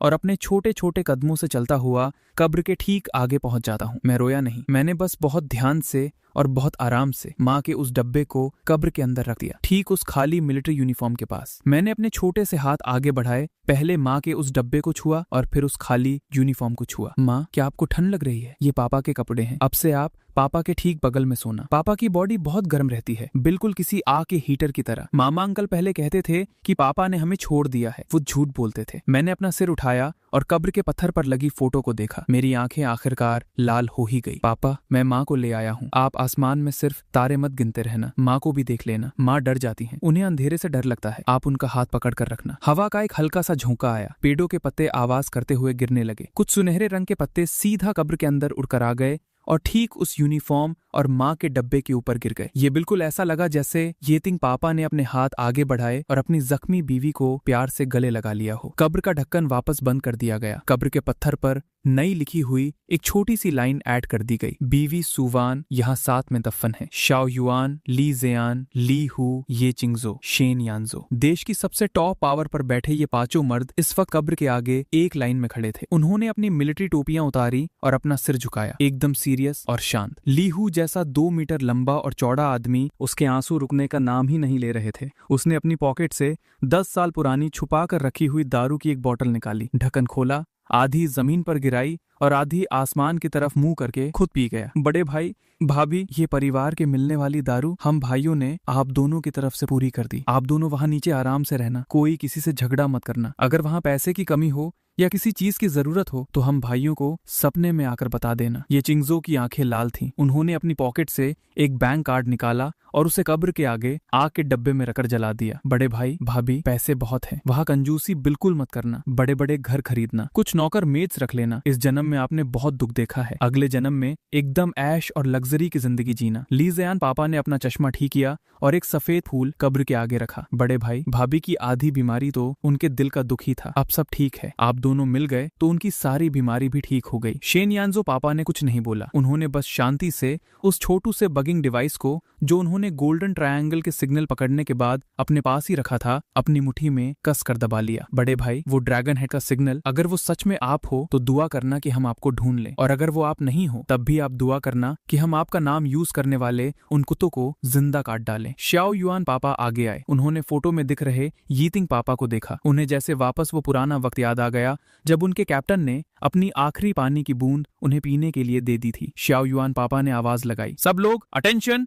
पांचों एक साथ सीधे खड़े हुए। उनका हर एक मूवमेंट एकदम बराबर और परफेक्ट था। ये उनकी रग रग में बसी हुई ट्रेनिंग का नतीजा था। शाओ युआन पापा ने अपना राइट हाथ उठाया, अपनी उंगलियों को माथे के पास रखा, कब्र को सैल्यूट किया और अपनी जिंदगी की सबसे बड़ी और भारी कसम खाई। मैं शाओ युआन, मैं ली ज़ियान, मैं ली हु, मैं ये चिंगजो, मैं शेन यानजो आज ड्रैगन हेड की कब्र के सामने कसम खाते हैं, आज से ये चेन हमारा अपना बेटा है। जिंदा रहेंगे तो इसकी हिफाजत करेंगे, मर जाएंगे तब भी इसकी शांति की रक्षा करेंगे। अगर इस कसम को तोड़ा तो आसमान और जमीन हमें तबाह कर दे और मरने के बाद हमारी रूह को फौजियों के स्वर्ग में जगह ना मिले। कसम किसी लोहे जैसी मजबूत थी और जमीन को हिला देने वाली थी। इस खाली और शांत कब्रिस्तान में उन पांचों मर्दों का वादा गूंज रहा था। ये जाने वाले के लिए एक सुकून था और जिंदा रहने वाले के लिए एक बहुत बड़ी ढाल, शील्ड थी। ठीक जब ये सेरेमनी खत्म होने वाली थी, जो लेटिंग इतनी देर से मेरे पास शांति से बैठा था, वो अचानक हिला। वो एक बूढ़ा कुत्ता था। उसकी टांग में चोट थी और उसके बाल भी अब जवानी जैसे काले और चमकदार नहीं थे, लेकिन इस वक्त वो धीरे धीरे चलकर कब्र के ठीक बीचों बीच आ गया। वो जमीन पर लेटा नहीं और ना ही उसने अपनी पूंछ हिलाई। उसने पूरी ताकत लगाकर अपनी पीठ को एकदम सीधा किया, आगे के दोनों पैर जोड़े और अपना सिर पूरा ऊपर उठा लिया। ये एक मिलिट्री डॉग का एकदम परफेक्ट सल्यूट करने वाला पोज था। उसकी आंखें फोटो में दिख रहे ये टिंग पर अटकी हुई थी। वो उसका ट्रेनर हैंडलर था, जिसने उसे बचपन से बड़ा किया था, जो इस जिंदगी में उसका इकलौता कमांडर था। ले टिंग ने 3 बार भौंका। आवाज इतनी भारी और तेज थी कि बादलों को चीर दे। ये कोई आम कुत्ते का भौंकना नहीं था। मिलिट्री डॉग्स की आवाज में इन 3 बार भौंकने का एक खास मतलब होता है। रिपोर्ट, मिशन पूरा हो गया है। छोटे मास्टर को सेफ जगह पहुंचा दिया गया है। अगले ऑर्डर्स दीजिए। आवाज निकालने के बाद जैसे ले टिंग की बॉडी की सारी ताकत निकल गई हो। उसमें अपना सिर नीचे किया और अपने गीले नाक से कब्र के पत्थर की ठंडक को हल्के से छुआ, जैसे वो कह रहा हो, कैप्टन, मुझे आपकी बहुत याद आती है। आप बेफिक्र रहो, मैं आखिरी वक्त तक छोटे मास्टर का ध्यान रखूंगा। जब तक मैं जिंदा हूँ किसी की औकात नहीं कि उसे छू भी ले। मैं चलकर उसके पास गया और ले टिंग की गर्दन को गले लगा लिया, अपना चेहरा उसके घने बालों में छुपा लिया। ले टिंग, मत रो, पापा ने सुन लिया है। पापा कह रहे हैं कि तू एक बहुत अच्छा डॉगी है। धूप बादलों से निकल कर आई और पहाड़ से नीचे जाने वाले रास्ते पर गिरने लगी। जब हम ऊपर आए थे तो माहौल बहुत भारी और सैड था, पर वापस जाते वक्त सबके दिल बहुत हल्के और शांत हो गए थे। श्याओ युआन पापा मेरा हाथ पकड़े हुए थे और सबसे आगे चल रहे थे, बाकी चारों उनके पीछे आ रहे थे। मैं अचानक से रुका और मुड़कर एक बार पहाड़ की उस चोटी को देखा। वहां हरे भरे पेड़ थे और एकदम शांत कब्र थी, लेकिन अब मुझे उस कब्र से डर या ठंड नहीं लग रही थी, क्योंकि मुझे पता था कि अब वो एक अकेली कब्र नहीं थी। वहां पापा थे, माँ थी और आसमान के उस पार वो मेरा अपना घर था। श्याओ युआन पापा ने मुझे देखते हुए पूछा, क्या हुआ चिनचिन? मैं वापस सामने मुड़ा, अपना छोटा सा चेहरा ऊपर उठाया और इन पिछले कुछ महीनों की सबसे चमकती हुई, सबसे खुश और रिलैक्स वाली स्माइल उन्हें दी। पापा चलो घर चलते हैं, कल मुझे स्कूल में एग्जाम देना है, मुझे जल्दी घर जाकर पढ़ाई करनी है, वरना वो बेवकूफ लड़की जियांग रियुक्स्यू पक्का फेल हो जाएगी। श्याओ युआन पापा हंस पड़े। उन्होंने मुझे झटके से उठाया और अपने कंधे पर बिठा लिया। ठीक है, घर चलते हैं, कल एग्जाम में 100 में से 100 नंबर लेकर आना। अपने असली पापा को आसमान से दिखा देना कि हम ये परिवार की नस्ल खून एकदम टॉप क्लास है। सुबह के 6:30 बज रहे थे। आज बिल्डिंग नंबर 1 और पड़ोस वाली बिल्डिंग नंबर 2 के लिए बहुत ही बड़ा दिन था, क्योंकि मुझे और जियांग रुओक्सुए को यूहोंग प्राइमरी स्कूल का एडमिशन एग्जाम देने जाना था। ड्राइंग रूम में माहौल इतना सीरियस और भारी था जैसे अभी कोई सैटेलाइट लॉन्च होने वाला हो और आखिरी चेकिंग चल रही हो। शाओ युआन पापा ने एकदम फिट और कड़क जनरल वाली यूनिफॉर्म पहनी थी और वो मेरा छोटा सा स्कूल बैग सेट कर रहे थे। और ये भी पकड़ो। शाओ युआन पापा ने पीछे से एक बहुत मस्त टाइटेनियम एलॉय का पानी का फ्लास्क निकाला। पानी पीना तो गर्म पीना, ठंडा पानी मत पीना, पेट खराब हो जाएगा। मैंने थकर एक लंबी सांस ली, अपने पहले से फूल कर कपे हुए स्कूल बैग को थपथपाया। अब चलते हैं पापा, वरना जियांग रुओक्सुए बाहर दीवार के पास खड़े खड़े बर्फ बन जाएगी। मैंने दरवाजा खोला और देखा कि पड़ोस वाली बिल्डिंग नंबर 2 में तो फुल मुर्गा कुत्ता फाइट चल रही थी। दादाजी जियांग वेगुओ अपनी छड़ी हवा में घुमाते हुए आधी नींद में झूमती हुई जियांग रुओक्सुए को कुत्ते की तरह घर से बाहर निकाल रहे थे। चल जल्दी करना लायक, पैर तेज चला, अगर आज तू एग्जाम में फेल हुई ना तो वापस आते ही तेरी दोनों टांगे तोड़ दूंगा, फिर जाकर लेटिंग के साथ डार्क फूड खाना। जियांग रुओक्सुए एक बहुत बड़ा सा स्कूल बैग टांग कर रूनी शक्ल बनाए बाहर आई। जैसे ही उसने मुझे देखा वो दौड़ कर आई और भगवान समझकर मेरे पैर पकड़ लिए। चिनचिन भाई बचा लो मुझे, कल रात जो टेबल याद किए थे वो फिर भूल गई। भाई ये 7 8 56 होता है या 65? मैंने उसे देखा और एकदम ठंडे दिमाग से जवाब दिया, 7 8 56 ये बेस 10 सिस्टम का सबसे बेसिक लॉजिक है, इसमें भूलने जैसा कुछ नहीं है। चलो अब, अगर तुम नहीं चाहती कि तुम्हारी टांगे सच में टूट जाएं। सुबह के 8:30 बज गए थे। यूहोंग प्राइमरी स्कूल बीजिंग के टॉप और सबसे बेस्ट स्कूलों में आता था और मिलिट्री फैमिलीज के बच्चों की ये सबसे पहली चॉइस होती थी। स्कूल के गेट के बाहर लाइन से जीप और वीआईपी हॉन्की कार्स खड़ी थी। इस स्कूल की औकात इतनी आगे थी कि आम दिनों में लोगों की पहुंच भी उन्हें यहाँ एडमिशन नहीं दिला सकती थी, लेकिन आज क्योंकि मैं जनरल आर्मामेंट डिपार्टमेंट का चीफ एडवाइजर था, इस वीआईपी पावर की वजह से स्कूल के प्रिंसिपल यान फुगू ने खास हमारे लिए एक अकेले एडमिशन एग्जाम का इंतजाम किया था। यही रोक दो, शाओ युआन पापा ने ड्राइवर को ऑर्डर दिया। हम सब गाड़ी से उतरे। लेटिंग मेरे पीछे आना चाहता था, पर गेट पर खड़े गार्ड ने उसे रोक लिया। गार्ड ने पहले सैल्यूट मारा, फिर इस डरावने और अपने से भी खतरनाक दिखने वाले जर्मन शेफर्ड को देकर उसकी रूह थोड़ी कांप गई। कमांडर सर, स्कूल का रूल है, पेट्स अंदर नहीं जा सकते। मैं नीचे बैठा और मैंने लेटिंग का बड़ा सा सिर सहलाया। लेटिंग यहीं रुको, गाड़ी का ध्यान रखना और किसी भी बुरे आदमी को पास मत आने देना। भाऊ, लेटिंग ने मेरी बात समझी और ठीक एक फौजी की तरह आवाज निकाली। फिर वो मुड़कर उस हॉन्की कार के पास गया और एकदम गार्ड की तरह अकड़ कर बैठ गया, जैसे कोई काला पहरेदार भूत हो। उसकी वो पीली आंखें आसपास घूमने लगी। उसके खौफ से आसपास घूमते शरारती बच्चे भी डर के मारे रास्ता बदलकर भाग गए। तभी शाओ युआन पापा और जोंग वेगुओ दादाजी मुझे और जोंग रुओक्सुए को लेकर स्कूल में अंदर गए। प्रिंसिपल यान पहले से ही ऑफिस बिल्डिंग के दरवाजे पर हमारा वेट कर रहे थे। वो करीब 60 साल के थे, मोटे काले फ्रेम वाला चश्मा पहना था, पुराने स्टाइल के कपड़े थे और चेहरे पर एकदम सख्त टीचर वाला एटीट्यूड था। कमांडर शाओ, दादाजी जोंग। प्रिंसिपल यान ने ना ज्यादा अकड़कर और ना ही ज्यादा झुककर उन्हें विश किया। वो जानते थे कि ये दोनों बहुत बड़े वीआईपी हैं, पर फिर भी यूहोंग प्राइमरी स्कूल के रूल्स को तोड़ा नहीं जा सकता था। एडमिशन एग्जाम पास करना कंपलसरी था, खास करके क्लास स्किप करने के लिए। अगर बच्चे में असली टैलेंट नहीं है तो वो यहाँ आकर वैसे भी फंस जाएगा। उन्होंने मुझ पर नजर डाली। मेरी उम्र सिर्फ 4 साल थी, मेरी हाइट टेबल से भी छोटी थी। उनके माथे की लकीरें और गहरी हो गई। इतना छोटा बच्चा, इसे तो ठीक से लिखना भी नहीं आता होगा और ये सीधा फर्स्ट ग्रेड में एडमिशन लेने आया है। ये क्या मजाक चल रहा है? शाओ युआन पापा हंस दिए। उन्होंने इस बारे में ज्यादा कुछ नहीं बोला। प्रिंसिपल यान, आपको थोड़ी देर में पता चल जाएगा कि असली मजाक कौन कर रहा है। एग्जाम रूम के अंदर प्रिंसिपल यान खुद सुपरवाइजर बनकर हमारा टेस्ट लेने खड़े थे। रूम के ठीक बीच में 2 छोटी टेबल्स जोड़ी गई थी। मैं और जोंग रुओक्सुए वहां बैठ गए। शाओ युआन पापा और जोंग वेगुओ दादाजी को साइड वाले सोफा पर चाय पीने के लिए बिठा दिया गया। उन्हें आवाज निकालने या हमारी मदद करने की इजाजत नहीं थी। प्रिंसिपल यान ने हमें 2 क्वेश्चन पेपर्स दिए। एग्जाम का टाइम 1 घंटा है। ये फर्स्ट ग्रेड का कॉम्प्रिहेंसिव टेस्ट पेपर है। इसमें लैंग्वेज, मैथ और जनरल नॉलेज आएगी। टोटल मार्क्स 100 हैं। पास होने के लिए 60 मार्क्स चाहिए। शुरू करो। जोंग रुओक्सुए ने पेपर हाथ में लिया। उसका चेहरा ऐसा लग रहा था जैसे उसे जेल की सजा मिल गई हो। उसने बहुत ही गंदे और टेढ़े मेढ़े अक्षरों में लिखना शुरू किया और वही दूसरी तरफ मैंने पेपर हाथ में लिया। पहले मैंने हाथ लगाकर पेपर की थिकनेस चेकी। 80 ग्राम्स वाला ऑफसेट पेपर है। इंक चूसने की कैपेसिटी एवरेज है। मैंने धीरे से एक टेक्निकल बात बोली। फिर मैंने अपनी पेंसिल उठाई। मैंने तो क्वेश्चंस को ठीक से पढ़ा भी नहीं, सीधा आंसर लिखना शुरू कर दिया। मेरी स्पीड इतनी खतरनाक थी कि कोई सोच भी नहीं सकता था। जो क्वेश्चंस एक आम बच्चे का आधा दिमाग खा जाते थे, वो मेरे लिए 1+1 जैसे इजी थे। 5 मिनट से भी कम टाइम में मैंने पेंसिल टेबल पर रख दी। टीचर, मैंने पेपर पूरा कर लिया है। क्या? सोफा पर बैठकर चाय पी रहे प्रिंसिपल यान के मुंह से अचानक चाय निकलते निकलते बची। 5 मिनट? इस पेपर को पूरा करने में किसी ठीक ठाक दिमाग वाले बच्चे को भी 40 मिनट लगते हैं। क्या इस बच्चे ने सिर्फ लाइन मारी है? उनका चेहरा काला पड़ गया और वो तेजी से मेरे पास आए। उन्होंने मेरा पेपर हाथ में उठाया और जैसे ही उन्होंने उसे देखा, उनका हाथ बुरी तरह कांप गया। एकदम साफ और ब्यूटीफुल हैंडराइटिंग, बल्कि उसमें एक ऐसी टेक्निकल प्रिसीजन थी जो इंजीनियरिंग ड्राइंग्स में होती है। एकदम सीधी और परफेक्ट लाइंस और आंसर्स सब के सब ठीक। ये प्रिंसिपल यान की थोड़ी इज्जत पर बात आ गई थी। अभी थोड़ी देर पहले ही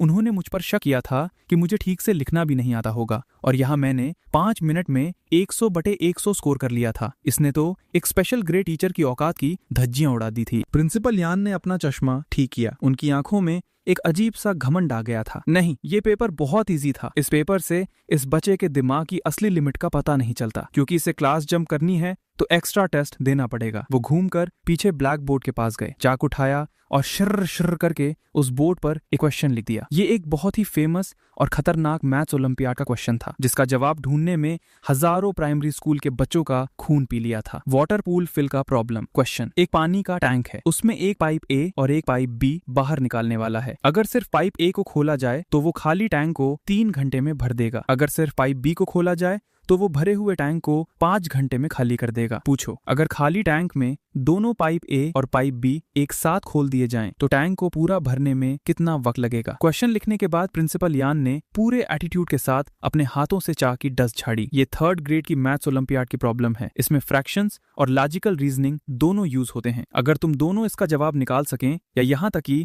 अगर तुम लोग इसका फार्मूला भी बता सकें तो मैं बिना किसी शर्त के तुम्हारा एडमिशन ले लूंगा। सोफा पर बैठे दादाजी जियांग वेगुओ ने अपने माथे पर हाथ मारा। खत्म कहानी। ये तो सिलेबस से पूरा बाहर चला गया। मेरी रुओक्सुए को तो अभी ठीक से एडिशन सब्ट्रैक्शन भी नहीं आता। वही शाओ युआन पापा एकदम चिल होकर बैठे थे। वो आराम से अपना संतरा छील कर खा रहे थे। एग्जाम टेबल पर जियांग रुओक्सुए ब्लैक बोर्ड पर उस क्वेश्चन को घूर रही थी, जैसे वो किसी एलियन की लैंग्वेज देख रही हो। कौन बेवकूफ है ये? पानी भरना, पानी खाली करना। वो अपना सिर खुजला रही थी और उसका छोटा सा चेहरा लाल पड़ गया था। आखिर कौन इतना बेकार और फालतू का वेल्ला आदमी होगा जो एक तरफ पानी भर रहा है और दूसरी तरफ से खाली कर रहा है? ये क्या साफ पानी की बर्बादी नहीं है? लेकिन उस वक्त मैंने वैसी जल्दबाजी नहीं दिखाई जैसी पहले थे। मैं अपना सिर उठाकर उस ब्लैक बोर्ड पर लिखे क्वेश्चन को ठीक से देख रहा था और धीरे धीरे मेरे माथे पर बल पड़ने लगे। असल में मेरी आंखों का वो एक्सप्रेशन मैं प्रॉब्लम से नहीं फंसा था। ये एक ऐसी फीलिंग थी जैसे एक टॉप इंजीनियर जब किसी 2 कौड़ी की ड्राइंग में कोई सिली गलती देखता है तो उससे कितनी झल्लाटी आती है। प्रिंसिपल यान ने मुझे रुका हुआ देखा। उन्हें थोड़ा फायदा और एटीट्यूड महसूस हुआ। क्या हुआ? फंस गए? कोई बात नहीं, अगर नहीं आ रहा है तो। वैसे भी ये क्वेश्चन सच में बहुत मुश्किल है, अगर तुम इसका आधा फार्मूला भी निकाल लोगे ना। लेकिन अचानक मैंने अपना छोटा सा हाथ हवा में उठाया। टीचर, प्रिंसिपल यान ने मुझे देखा और पूछा, क्या हुआ? हार मान ली? मैं अपनी कुर्सी से खड़ा हुआ, चलकर उस ब्लैक बोर्ड के ठीक पास गया, एक चाक का टुकड़ा उठाया, उस लिखे हुए क्वेश्चन पर उंगली रखी और एकदम सीरियसली बोला, ये क्वेश्चन गलत लिखा है, इसे सॉल्व करना नामुमकिन है। प्रिंसिपल यान हंस पड़े। वो इतना हंसे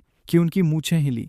बच्चे, ये कोई लोकल क्वेश्चन नहीं है, ये टॉप क्लासिक टाइप का क्वेश्चन है। पिछले कई सालों से इसी पैटर्न पर एग्जाम आता है। इसका आंसर 7.5 आवर्स है। ये क्वेश्चन गलत हो ही नहीं सकता। अगर तुम्हें सॉल्व करना नहीं आता तो कोई बात नहीं, लेकिन तुम्हें खुद ना आने की वजह से क्वेश्चन को ही गलत बोलना ठीक बात नहीं है। मैंने पूरे कॉन्फिडेंस से अपना सिर ना में हिलाया। मेरा मासूम चेहरा इस वक्त इतना सीरियस और कड़क लग रहा था जैसे मैं आर्मामेंट डिपार्टमेंट की टॉप सीक्रेट एक मीटिंग में बैठा हूँ। ये कोई आम डाउट नहीं है। अगर इसे फिजिक्स और फ्लूइड डायनामिक्स की नजर से देखा जाए तो इस क्वेश्चन का बेसिक लॉजिक ही बिल्कुल जीरो और टोटली बकवास है। प्रिंसिपल यान को अचानक मुझ में इंटरेस्ट आ गया। उन्होंने अपने हाथों को अपनी छाती पर बांध लिया। अच्छा तो ठीक है, मुझे बताओ कि ये बकवास और जीरो लॉजिक कैसे हुआ। मैंने ब्लैक बोर्ड पर एक पानी की टंकी का रफ स्केच बनाया। फिर मैंने वहां दो पाइपलाइन ड्रॉ की, एक पाइप ए पानी अंदर लाने वाली और एक पाइप बी पानी निकालने वाली। टीचर यहाँ देखिए, मैंने पाइप बी बाहर निकालने वाली पाइप की तरफ इशारा किया। क्वेश्चन में लिखा है कि अगर सिर्फ पाइप बी खोली जाए तो वो 5 घंटे में टैंक को खाली कर देती है। इसका मतलब आपने ये अज्यूम किया है कि इसका फ्लो रेट हमेशा सेम और कांस्टेंट रहती है, लेकिन ये तो ग्रेविटी ड्रेनेज सिस्टम है। मैंने ठीक उस निकलने वाली पाइप के ठीक आगे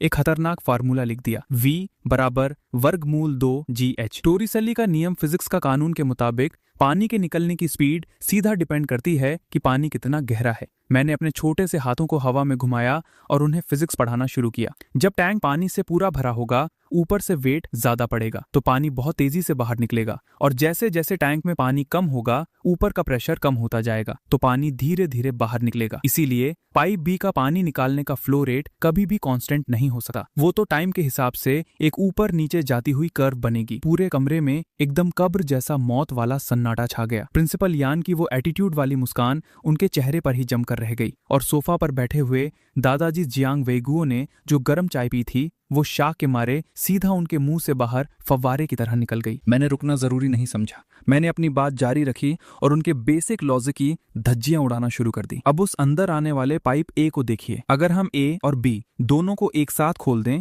तो जैसे जैसे पानी का लेवल बढ़ेगा टैंक के बॉटम नीचे का प्रेशर भी बढ़ता जाएगा। इसकी वजह से पाइप बी से बाहर निकलने वाले पानी की स्पीड भी और तेज होती जाएगी, और जब पानी एक खास हाइट तक पहुंच जाएगा तो अंदर आने वाले और बाहर जाने वाले पानी की स्पीड एकदम बराबर हो जाएगी। इसे डायनामिक इक्विलिब्रियम, डायनामिक बैलेंस कहते हैं। मैंने ब्लैक बोर्ड पर एक पैराबोला कर्व ग्राफ ड्रॉ किया। अगर पाइप ए से आने वाला पानी का फ्लो उतना तेज नहीं हुआ तो हो सकता है कि टंकी कभी पूरी भरे ही ना, वो बस एक फिक्स लेवल पर आकर रुक जाएगी। इसीलिए इस क्वेश्चन में सबसे जरूरी डिटेल्स ही नहीं है, जैसे टंकी की गहराई कितनी है, पाइप बी का साइज एरिया कितना है और पाइप ए के पानी का प्रेशर कितना है। मैंने अपने हाथ झाड़े और उस पत्थर बन चुके प्रिंसिपल यान की तरफ देखकर बोला, इन बाउंड्री कंडीशंस, जरूरी लिमिट्स के बिना इस क्वेश्चन का कोई आंसर निकल ही नहीं सकता। अगर आप जबरदस्ती मैथ्स लगाकर इसका आंसर 7.5 आवर्स घंटे निकाल भी लेते हैं तो वो सिर्फ किसी जादू वाली दुनिया में ही सही हो सकता है, जहां हवा ना हो, वैक्यूम, कोई फ्रिक्शन ना हो और ग्रेविटी का फोर्स भी हमेशा सेम रहे। टीचर, अगर किसी फैक्ट्री में इस तरह की कैलकुलेशन की गई ना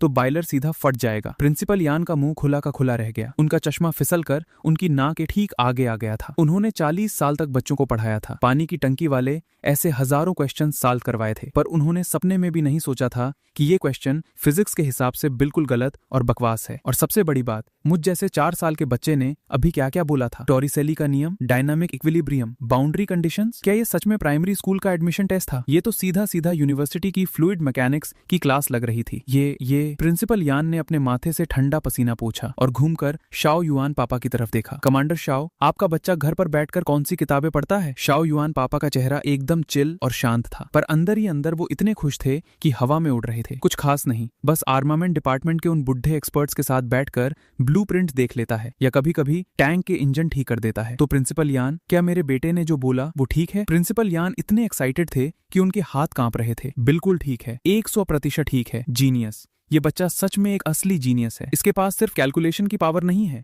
बल्कि इसका दिमाग हर चीज को क्रॉस चेक भी करता है। इस बच्चे का एडमिशन हमारे यूहोंग प्राइमरी स्कूल में पक्का, सीधा क्लास 1 सेक्शन 1 में जाएगा। जब वहां खड़े सब लोग मेरे इस धमाके के शाक में डूबे हुए थे, तभी कोने से एक बहुत ही धीमी सी आवाज आई, वो 1 मिनट। जियांग रुओक्सुए अपनी पेंसिल चबाती हुई एकदम रोनी सूरत बनाकर अपना हाथ ऊपर उठा रही थी। प्रिंसिपल दादाजी, मेरा पेपर अभी पूरा नहीं हुआ है। जियांग रुओक्सुए उस ब्लैक बोर्ड पर लिखे उन खतरनाक फार्मूलाज और ग्राफ्स को देख रही थी। उसे लग रहा था जैसे वो बिल्कुल अनपढ़ है। ये रूट क्या होता है? ये वी क्या है? मुझे तो सिर्फ 1+1 आता है। मैंने पीछे मुड़कर उसे देखा और चलकर उसके पास गया। उसके ठीक बगल से गुजरते हुए मैंने अपनी उंगलियों से उसके पेपर पर हल्के से 2 बार टप टप किया। मेरी हरकत इतनी चुपचाप थी कि सिर्फ जियांग रुओक्सुए को ही दिखी। वो एमसीक्यू के आंसर्स की जगह थी। जियांग रुओक्सुए की आंखें खुशी से चमक उठी। आखिर अपना भाई ही काम आता है। उसने फटाफट शिर शिर करके सारे आंसर्स भर दिए। प्रिंसिपल यान का मूड अभी इतना मस्त था कि उन्होंने इन छोटी मोटी चीटिंग पर ध्यान ही नहीं दिया। उन्होंने जियांग रुओक्सुए का पेपर हाथ में लिया और उस पर एक नजर डाली। बेसिक क्वेश्चंस ठीक हैं, भले ही हैंडराइटिंग ऐसी है जैसे मुर्गी ने पंजे मारे हों, पर फिर भी पास हो गई है। ठीक है, ये चेन के खातिर तुम भी सेक्शन 1 में एडमिशन ले लो। आगे से अपने बेंचमेट से कुछ ठीक से सीखना। यस, यांग रोक्सुए खुशी से चिल्लाई और उछलकर उसने मुझे गले लगा लिया। चेन चेन भाई जिंदाबाद, हम दोनों क्लास में एक साथ बैठेंगे। एग्जाम पूरा हुआ, सारे पेपर्स और फॉर्म भरने के बाद हम सब लोग स्कूल बिल्डिंग से बाहर आ गए। जैसे ही हम स्कूल गेट पर पहुंचे, हमने देखा कि गाड़ी के आसपास लोगों की भीड़ जमा है। शाओ युआन पापा के माथे पर बल पड़ गए। क्या हो रहा है वहाँ? हमने देखा कि उस हॉन्की गाड़ी के पास 5वीं और 6ठी क्लास के कुछ बड़े लड़के खड़े थे। उनके हाथों में पत्थर थे और वो गाड़ी पर मारने का सोच रहे थे, या शायद वो गाड़ी के पास बैठे हुए कुत्ते पर पत्थर मारना चाहते थे। वो बदमाश बच्चे अपने हाथ में पत्थर उछालते हुए हंस हंस कर आगे बढ़ रहे थे। भाई, ये कुत्ता तो बहुत बड़ा है, पक्का भेड़िया जैसा लग रहा है। इसे मारकर देखते हैं ये काटने की हिम्मत करता है या नहीं। लेइटिंग अभी भी ठीक एक फौजी की तरह चुपचाप बैठा था। उसकी पोजीशन बिल्कुल नहीं बदली थी, लेकिन उसके गले से एक बहुत ही गुस्से वाली और भारी घुर्राहट निकल रही थी। वो उन्हें वार्निंग दे रहा था। उसकी बर्फ जैसी ठंडी आंखों ने उस मोटे लड़के को टारगेट ला कर लिया था जो उनका लीडर था। उसके बॉडी के मसल्स हल्के से टाइट हो गए थे। वो किसी भी सेकंड उन पर झपटने के लिए रेडी था। आजा, अगर तूने मुझे काटा ना तो मैं तुझे जान से मार दूंगा। वो मोटा लड़का अभी भी ऐंठ दिखा रहा था। रुक जाओ, यांग रोक्सुए सबसे पहले दौड़कर वहां गई। तुम लोग क्या कर रहे हो? ये मेरा डागी है। वो भले ही आम दिनों में डरपोक थी, लेकिन अगर किसी ने लेइटिंग को तंग किया तो इसका मतलब उसने मुझे तंग किया, और मुझे तंग किया मतलब उसे तंग किया। ओहो, ये तो क्लास A की नन्ही मुन्नी बच्ची है। उस मोटे लड़के ने यांग रोक्सुए को धक्का दिया। चल भाग यहाँ से, ये हम बड़े बच्चों का एरिया है। यांग रोक्सुए उस धक्के से लड़खड़ा गई और नीचे गिरते गिरते बची। ठीक उसी वक्त एक काले रंग की परछाई किसी बिजली की तरह आगे आई। लेइटिंग ने अपना मूव चल दिया। उसने काटा नहीं, पर वो अपनी जगह से किसी रॉकेट की तरह हवा में उछला और एक ही सेकंड में उस मोटे लड़के के ठीक सामने हवा में आ गया। उसके आगे के दोनों भारी पंजे उस लड़के के कंधों पर थे और उसका वो डरावना खून पीने वाला बड़ा सा मुंह उस लड़के की नाक से सिर्फ 1 सेंटीमीटर दूर था। रोर! कान फाड़ देने वाली एक ऐसी डरावनी गरज, उसके मुंह की वो गर्म और जंगली सांस उस मोटे लड़के के पूरे चेहरे पर पड़ी। उस मोटे लड़के की तो रूह ही कांप गई। उसके पैर डर के मारे जेली की तरह पिघल गए। उसने वहीं खड़े खड़े अपनी पैंट में टॉयलेट कर दी और ढप से जमीन पर गिर गया। बाकी के वो सारे बदमाश बच्चे डर के मारे चीखते चिल्लाते हुए अपनी जान बचाकर भाग गए। लेइटिंग ने अपने पंजे वापस लिए, उस मोटे लड़के को देखकर एकदम नफरत वाली सांस अपनी नाक से निकाली और फिर मुड़कर मेरे पास आ गया, जहां मैं ठीक अभी बाहर आया था। एक ही सेकंड में वो वापस एकदम क्यूट और प्यारा सा डागी बन गया। अपनी पूंछ हिला हिलाकर मुझसे शाबाशी मांगने लगा। शाओ युआन पापा ये सब देख रहे थे। उन्होंने लेइटिंग को इस बात के लिए बिल्कुल डांट नहीं लगाई। उन्होंने जमीन पर गिरे उस मोटे बेवकूफ लड़के की तरफ एक ठंडी नजर डाली। याद रखना, आगे से स्कूल में अगर इन दोनों को देखना तो रास्ता बदल लेना, वरना अगली बार ये डागी तुझे सिर्फ डराएगा नहीं। घर वापस जाते वक्त कार के अंदर जोंग रोक्सुए को भले ही धक्का लगा था, पर इस वक्त उसमें फुल जोश और एनर्जी भरी थी। चिनचिन भाई, तुम प्रिंसिपल के ऑफिस में एकदम हीरो लग रहे थे। उस बुड्ढे आदमी का तो जबड़ा ही जमीन पर गिरने वाला था, और लेइटिंग, उसने जिस स्टाइल से उस मोटे पर हमला किया था ना, वो तो एकदम किसी वार गार्ड जैसा लग रहा था। मैं कार की पीछे वाली सीट पर बैठा था। मेरे हाथ में वही रफ पेपर था जिस पर मैंने अभी अभी सारे फार्मूलाज लिखे थे। मैं उस पेपर को मोड़कर एक पेपर प्लेन बना रहा था। मुझे अपनी उस पहले वाली कामयाबी और हीरो वाली फीलिंग से कोई लेना देना नहीं था। मैंने अचानक अपनी आवाज निकाली, रोक्सुए, एक डील करें? आगे जब स्कूल शुरू होगा तुझे मुझे कवर करना होगा। मैंने वो तैयार किया हुआ पेपर प्लेन उसके हाथ में थमा दिया। मैं अपनी क्लास का टाइम यूज करके एक नई ड्राइंग बनाना चाहता हूँ। मैं लेइटिंग के लिए एक मैकेनिकल एक्सोस्केलेटन बनाऊंगा। अभी जब उसने उस लड़के पर जंप मारी ना, तो मैंने देखा कि उसके लेफ्ट पीछे वाले पैर की पावर अभी भी थोड़ी अनबैलेंस्ड है। अगर मैं वहां हाइड्रोलिक सपोर्ट लगा दूं तो वो और भी ज्यादा ऊंचा कूद सकेगा। जोंग रोक्सुए ने वो पेपर प्लेन लिया। उसकी आंखों में मेरे लिए इज्जत और हीरो वाली चमक थी। डन, मैं संभाल लूंगी। अगर टीचर ने गलती से भी तुम्हारी तरफ देखा तो मैं नाटक करके वही बेहोश हो जाऊंगी। शाओ युआन पापा आगे वाली सीट पर बैठे हमारी बातें सुन रहे थे। वो अपनी स्माइल कंट्रोल नहीं कर पाए और हंस दिए। उन्होंने कार की खिड़की से बाहर नीले आसमान को देखा। एक नई जिंदगी अब शुरू हो चुकी थी। रात के 2 बज चुके थे। पूरा क्वार्टर गहरी नींद में सो रहा था। सिर्फ बिल्डिंग नंबर A के बेसमेंट में इस वक्त ब्राइट लाइट्स जल रही थी। शेन यानजो पापा वर्क टेबल के सामने बैठे थे। उनके हाथों ने उस थोड़े से जले हुए काले फर्स्ट क्लास मेरिट मेडल को कसकर मुट्ठी में दबा रखा था। उनकी आंखें बिना सोए पूरी तरह लाल हो चुकी थी। साइड में रखे एस्ट्रे में सिगरेट पी के एक छोटा सा पहाड़ बन चुका था। वो ड्रैगन हेड का रहस्यमयी सिग्नल किसी कांटे की तरह उनके दिल में चुभ रहा था, जिसकी वजह से उन्हें न चैन मिल रहा था न सुकून। अगर बड़े भाई अभी जिंदा हैं तो इस मेडल के अंदर